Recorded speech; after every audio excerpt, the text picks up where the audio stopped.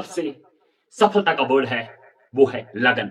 अगर हम दुनिया में अगर हमें सीखना है तो हम दुनिया के कामयाब इंसानों से क्यों सीखे, क्योंकि ये दुनिया में सबसे ज्यादा बदमाशी भी करते हैं। एक बार इलान मस्क को पूछा गया, उसकी एक बदमाशी मैं बताता हूँ। उसको पूछा गया कि आपकी कामयाबी का राज क्या है, और इलान मस्क ने बताया कि मैं 1 साल का गोल पहले नोट डाउन करता हूं, और फिर उस 1 साल के गोल को कंप्लीट करने के लिए फिर उस 1 साल के गोल को 1 महीने में उसकी स्ट्रैटेजी बनाता हूं उसको कंप्लीट करने के लिए, क्योंकि मैं ये समझता हूं जो 1 साल का वही गोल रखेगा वो कहीं ना कहीं लटक जाएगा, लेकिन अगर मैं फेल भी हो गया 1 महीने में तब भी मैं उससे आगे हो जाऊंगा। जो 1 साल में वो गोल कामयाब जो 1 साल में वो गोल करना चाहेगा, मैं उससे आगे चला जाऊंगा। जब मैं 1 साल के गोल 1 महीने में करूंगा, क्योंकि मैं उससे आगे निकलूंगा, उसके पीछे नहीं रहूंगा। ये बड़े बदमाश भी होते हैं। क्यों हम Adani Adani Ambani, Elon Musk, Henry Ranford, Bill Gates की बात करें, क्यों ना हम आज पक्षियों की बात करें? क्यों?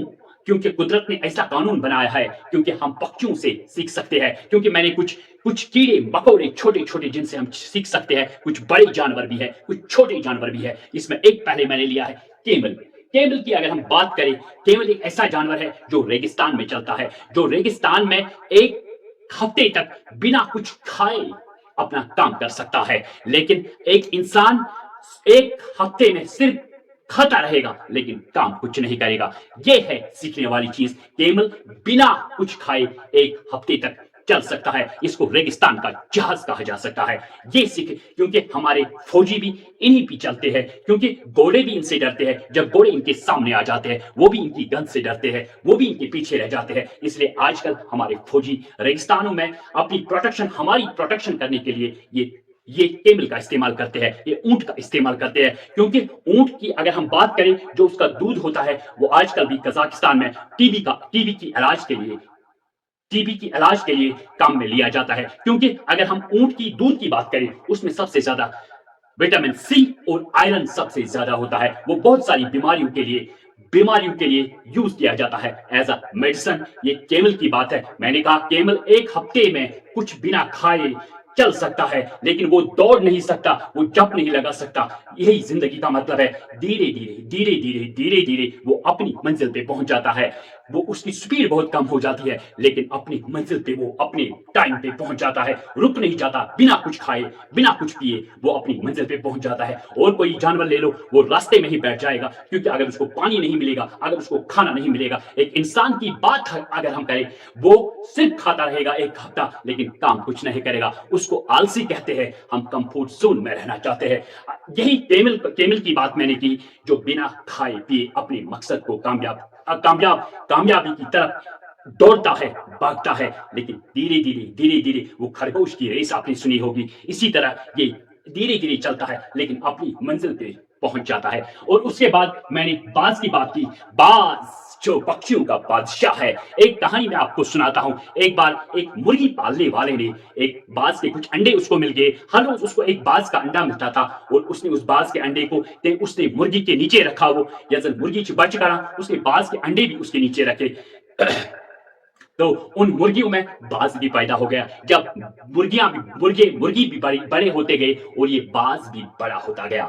और एक बार ये बाज बैठा हुआ, इसने अपनी बाज, जिसको हवा कहते हैं, फाल्कून कहते हैं, इसने एक बार ऊपर की तरफ देखा। अपने भाई जिसको कहे या कुछ भी कहो आप, उसने उसको आसमान में देखते हुए इसने मुर्गियों से कहा, ये कौन है ऊपर? कौन दो ये इतनी 10,000 फीट की ऊपर से कौन ये छलांग मार रहा है और ये भाग रहा है? इन लोगों ने कहा, ये हमारा बादशाह है, ये पक्षियों का बादशाह है, इतनी ऊंचाई तक कोई उड़ नहीं सकता। लेकिन ये मुर्गा, मैंने हमेशा कहा, हमेशा मैं कहता रहता हूं, आपकी जिनके साथ आप चलते हो, जो आपकी कंपनी है, वही मैटर करती है। अगर एक लड़के का कैरेक्टर पता करना हो, वो आप उनकी 4 दोस्तों से पता करो, वो उसका एवरेज कैरेक्टर होगा, जिसे हम मीन कहते हैं। इसी तरह ये बाज भी मुर्गियों में बैठा, जितनी मुर्गियां उड़ती थी उतना ये भी उड़ा। इसको अपनी ताकत का पता ही नहीं चला, क्योंकि इसकी कंपनी गलत थी। लेकिन एक बाज जो आसमान में उड़ता है, लेकिन उसमें एक क्वालिटी है, जब वो 50-60 साल का हो जाता है, जब उसको लगता है कि मेरे नाखून अब काम नहीं कर रहे, मेरी चोंच अब काम नहीं कर रही है, वो बड़े पहाड़ पे चला जाता है और अपनी नोच को पत्थर से टकरा के उसके खून बहता है, और अपने नाखूनों से खून बहता है। अपने नाखूनों को इस इस पत्थर से जोर जोर से मारता है अपने नाखून और चोंच को, फिर 10-20 दिन वहीं पे रहता है ऊंचे पहाड़ पे, लेकिन 20-25 दिन के बाद ये नाखून नए आ जाते हैं और ये चोंच नई आ जाती है और ये फिर शिकार के लिए निकलता है और फिर उसकी नजर 10,000 फुट के ऊपर से ये पूरे समंदर में पूरी उस मछली को अपनी अपनी नाखून से पकड़ता है। ये बाज है, इसलिए बादशाह कहलाता है। इसीलिए मैं कहता हूं अपनी चाल बाज की तरह रखो। और बाज में एक और क्वालिटी है जो बाज की मादा होती है, मादा बाज जो होती है, जब वो बच्चा पैदा करती है, पूरे उस जो पेड़ होता है, बहुत बड़ा पेड़ होता है जो बहुत जिसकी ऊंचाई बहुत ज्यादा होती है, जब वो बच्चा अपनी पैदा करता है और जब वो बच्चे छोटे छोटे हो जाते हैं, थोड़े बहुत पर आ जाते हैं उनको गिरा देता है वहां से। क्यों गिरा देता है ये बाज? क्योंकि ये कांटे, नीचे कांटे होते हैं, बहुत सारी चीजें होते हैं। ये कहता है कि ये दुनिया में कामयाब बने अगर ये कंफर्ट जोन से उनको निकालता है, क्योंकि अगर वो उनको घोंसले में रखेगा तो वो कंफर्ट जोन में रहेंगे, वो कल पक्षियों के बादशाह नहीं बनेंगे। अगर वो उसी घोंसले में उनकी बाज मादा रखेगी उन अपने बच्चों को, वो उनको बार बार गिराती है ताकि इनको कांटों का भी पता चले, ताकि ये अपने पैरों को यूज करे। ये एक बाज मादा अपने बच्चों को ट्रेनिंग देती है, यही उनको सिखाती है ये कंफर्ट जोन में आपको रहना नहीं है, आपको बादशाह बनना है। लेकिन आजकल की माएं देखो, ये बच्चों को कंफर्ट जोन में रखती है, इसीलिए हमारे बच्चे मुस्तकबिल में नाकामयाब हो जाते हैं। मैं हमेशा कहता हूं, जापान के एक फिलॉसफी मुझे याद है, जब उनका बच्चा गिरता है तो उठाने वाला कोई नहीं जाता है। वो कहते हैं वो ये खुद उठेगा, क्योंकि अगर जिंदगी में ये फिर गिर गया, इसको उठाने वाला कोई नहीं होगा। मगर अगर एक क्वेश्चन हमारे कश्मीर में कोई बच्चा गिरता है तो पूरा मोहल्ला दौड़ता है उसको उठाने के लिए, क्योंकि इसलिए वो जब वो जिंदगी में गिरता है तो उसको उठाने वाला कोई नहीं होता है। लेकिन जापान में जब बच्चा गिरता है उसको कहते हैं stand up, stand up, stand up, खुद उठो, क्योंकि अगर आप जिंदगी में आगे गिरोगे तो आपको बचाने वाला कोई नहीं होगा।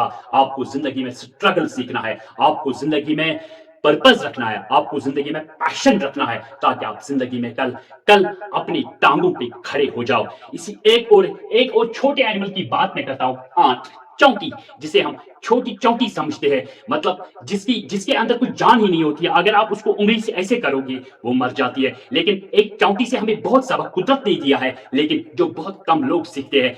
एक पहली बात, जब समर होता है तो ये पूरे समर में अपने लिए खाना सेव करते हैं विंटर के लिए। अगर आप इनके सामने उंगली रख दो ये उंगली पार करेंगे, अगर आप इनके सामने बड़ा पत्थर रखो, खाना ये उसके ऊपर से भी अपना खाना अपनी जगह पे पहुंचाते हैं। अगर इनके सामने पहाड़ रख दो ये पहाड़ को भी चीरते हैं, लेकिन अपना सामान वहां ले जाते हैं जहां इनको जाना हो। जब हमारी सर्दी आ जाती है हम कांपते रहते हैं, हम 10-10 कम्बल लेते हैं, लेकिन इनको पता होता है इन चौंटियों को हमने खाना सेव रखा है, ये वक्त गुजर जाएगा, ये सर्दी भी गुजर जाएगी, क्योंकि एटीट्यूड इनका अच्छा होता है, इनका पॉजिटिव माइंडसेट होता है, इनको पता होता है पॉजिटिव माइंडसेट क्या होता है। लेकिन हम इंसानों को नहीं है। परिंदों को तालीम नहीं दी जाती आसमानों में उड़ानों की, परिंदों को तालीम नहीं दी जाती आसमानों में उड़ानों की, दिया खुद समझते हैं ऊंचाई पहाड़ों की। ये चौंटियों से सीखो अपनी आप। ये फूल लाने के लिए ये क्या काम करते हैं,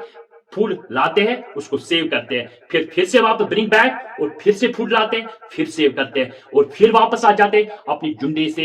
ये कभी अलग नहीं होते, चाहे इनके सामने आप पहाड़ रख दो। मैंने ये पहाड़ चीर दी थी, पहाड़ के ऊपर से चढ़ते हैं, लेकिन अपनी झुंडे को छोड़ते नहीं है, उस बिल में जाते हैं जहां इनको फूल सेव करना होता है। इनको पता होता है हमें सर्दियों में खाना नहीं मिलेगा। लेकिन आजकल के हमारे दौर के इंसानों को देखो, ये सिर्फ मकान बनाने में लगे हुए हैं। अगर खुदा ना खास्ता क्लाइमेट चेंज, ग्लोबल वार्मिंग की वजह से फूड नहीं बन सका तो यहाँ फाके से लोग मर जाएंगे। किसी को चावल का दाना नहीं मिलेगा, किसी को खाने की चीज नहीं मिलेगी। हमारे पास 1 महीने की सेविंग नहीं होती, हमारे पास 10 दिन की सेविंग नहीं होती। 1 साल, 6 महीने, 8 साल, 2 साल, 3 साल, 5 महीने, वो बात छोड़ो, हम 10 दिन तक सेविंग नहीं रख सकते। अगर खुदा ना खास्ता कुछ कुदरत की तरफ से कुछ ऐसा अप एंड डाउन हो गया, हम भूखे मर जाएंगे। लेकिन चौंटियों से सीखो जो अपने लिए पूरे विंटर 6 महीने के लिए अपनी सेविंग रखते हैं, अपना खाना रखते हैं। लेकिन हम इंसान देखो, हम सिर्फ दुनियाई शो अप में लगे हैं, हम शो अप में लगे हैं। हम सिर्फ एक दूसरे को दिखाते हैं हमने इतना बड़ा मकान बनाया, इसने इतना बड़ा मकान बनाया, इसने इतनी बड़ी गाड़ी लाई, इसने फलानी चीज लाया। लेकिन اگر خدا نہ خواستہ کچھ ہو گیا تو ہم کہیں کے نہیں رہیں گے. زندگی آہستہ چل، آہستہ چل، آہستہ چل اے زندگی. ابھی اللہ کا فرض نبھانا باقی ہے. کچھ روٹ گئے، کچھ چھوٹ گئے، چھوٹوں کو منانا باقی ہے، روتوں کو ہنسانا باقی ہے. ابھی نبی کریم صلی اللہ علیہ وسلم کا سند چکانا باقی ہے. اے زندگی آہستہ چل، تھم کے چل، رک رک کے چل. اے زندگی رک رک کے چل. ابھی بہت سارے لوگوں کا قرض چکانا باقی ہے، پرٹیکولرلی ابھی ماں باپ کا قرض چکانا باقی ہے. لیکن یہاں لوگ باپ کو چپلوں سے مارتے ہیں. ابھی ماں باپ کا قرض چکانا باقی ہے، ابھی ماں باپ کا فرض چکانا باقی ہے. لیکن یہاں باپ اپنی زندگی کو پوری داؤ پہ لگا دیتا ہے، اپنی زندگی کی ساری پونجی اس بچے پہ لگا دیتا ہے، اور کل وہی بچہ بورڈ پہ لکھ دیتا ہے my love is my life, my love is my life. لیکن اس اپنے باپ کی طرف نہیں دیکھتا جس نے پوری زندگی اپنی ختم کر دی اس بچے کی زندگی بنانے کے لیے. لیکن بچہ لکھتا ہے my love is my life, my love is my life. Take care. مجھے پورا یقین ہے آپ اس ویڈیو کو لائک بھی کرو گے اور شیئر بھی کرو گے، اور مجھے پورا یقین ہے اس سے آپ کو سیکھ ملے گی. میں نے آپ کو پہلے بھی کہا میں آج انسانوں کی بات نہیں کروں گا، کامیاب انسانوں کی بات نہیں کروں گا. میں شاہ رخ خان کی بات نہیں کروں گا، میں امیتابھ بچن کی بات نہیں کروں گا، میں ایشوریا رائے کی بات نہیں کروں گا، میں کٹرینہ کیف کی بات نہیں کروں گا، میں ورن ڈاؤن کی بات نہیں کروں گا.